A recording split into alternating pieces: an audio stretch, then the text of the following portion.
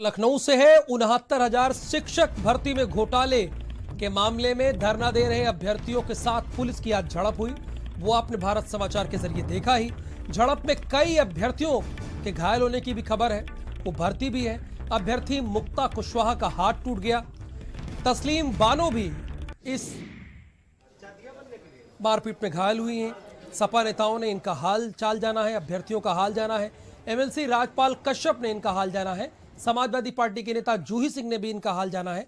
महिला अभ्यर्थियों को पूरा मदद का आश्वासन दिया गया है। महिला अभ्यर्थियों को सिविल अस्पताल में भर्ती कराया गया। सपा आरक्षण घोटाले में आरोपियों के साथ जिस तरह से हो रहा है, अभ्यर्थियों के साथ पूरी तरीके से सपा खड़ी हुई। यानी समाजवादी पार्टी ये जो आरक्षण घोटाला हुआ है, इसमें अभ्यर्थियों के साथ कदम से कदम मिलाने की बात कह रही है। और आज जो पीड़ित लोग हैं, जो अपने हक के लिए जब लड़ाई लड़ रहे थे तो उन्हें मारा पीटा गया, तो उन्हीं को देखने के लिए समाजवादी पार्टी के एमएलसी राजपाल कश्यप और समाजवादी पार्टी की प्रवक्ता जूही सिंह इनका हालचाल जानने के लिए पहुंची थी अस्पताल और इनको पूरी मदद का आश्वासन दिया। और साथ ही ये भी कहा कि कुछ भी हो जाए, समाजवादी पार्टी इस आरक्षण घोटाले में आप लोगों के साथ कदम से कदम मिलाकर चलेगी। निहायत ही संवेदनहीन सरकार है। ये लोग निरंतर प्रदर्शन कर रहे हैं। आज उनका हाथ टूट गया। मुक्ता जी का मारपीट हुई, किसी की रीढ़ की हड्डी टूट गई और मुख्यमंत्री कहते हैं कि इस भर्ती पर प्रश्न उठाने का अधिकार नहीं है, आरक्षण खत्म करने की तैयारी है। और मुख्यमंत्री को आज शर्म से अपना सर झुका लेना चाहिए कि जो लोग अधिकार के लिए अपने लड़ रहे हैं, जो शिक्षक भर्ती में अभ्यर्थी थे, उनके ऊपर आप लाठी डंडे बरसा रहे हैं, उनके विश्वास का आप खून कर रहे हैं। तो ऐसा गुनाहगार मुख्यमंत्री अब जनता के लिए जवाबदेह होगा। इस तरीके का अन्याय, अत्याचार इस योगी सरकार में दलित, पिछड़े, आदिवासी और 69,000 की भर्ती पे जिस तरीके का घोटाला किया गया, ये घोटाले लगातार बीजेपी सरकार कर रही है। एससी, ओबीसी और अनुसूचित जात जनजात के आरक्षण को लगातार खत्म कर रही है बीजेपी सरकार। और ये बाबा साहब के दिए हुए संविधान में जो व्यवस्था है उसको खत्म कर रही है।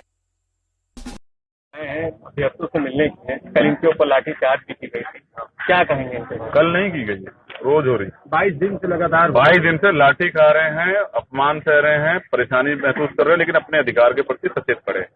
ऐसे वीर योद्धाओं को सुनने, जानने, देखने के लिए एक सिपाही आया है, उनकी बात सुनने के लिए। आज बात जान ली है। बहन बेटियां परेशान है, उनके साथ मारपीट हुई है, किसी का हाथ तोड़ दिया गया है, किसी भाई की गर्दन तोड़ दी गई है, किसी की रीढ़ की हड्डी तोड़ दी गई है। ऐसी सरकार नहीं मांगी थी दलित पिछड़ों ने, उन्होंने तो अपने हक देने वाली सरकार मांगी थी। झूठ बोला था कि पिछड़े वर्ग का मुख्यमंत्री बनाएंगे, हमें दिया स्टूल और कुर्सी दे दी हमारी छीन के अपने आरएसएस बीजेपी के लोगों को।